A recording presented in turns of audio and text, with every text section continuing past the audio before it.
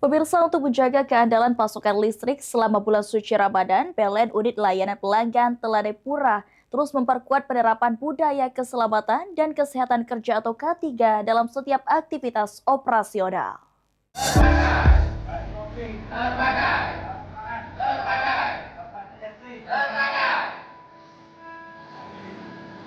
Salah satu upaya yang dilakukan adalah pemeliharaan jaringan listrik oleh tim pekerjaan dalam keadaan bertegangan atau PDKB. Melalui metode ini, perbaikan jaringan dapat dilakukan tanpa memadamkan aliran listrik pelanggan. Manajer ULP Telanai Pura, Iswandi mengatakan, keselamatan kerja menjadi prioritas utama dalam setiap pekerjaan kelistrikan, terutama pada pekerjaan dengan resiko tinggi.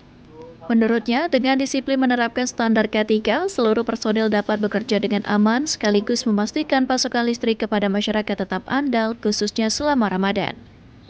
Sebelum pekerjaan dimulai, seluruh personil melakukan safety briefing, pengecekan peralatan, serta memastikan penggunaan alat pelindung diri atau APD sesuai standar keselamatan.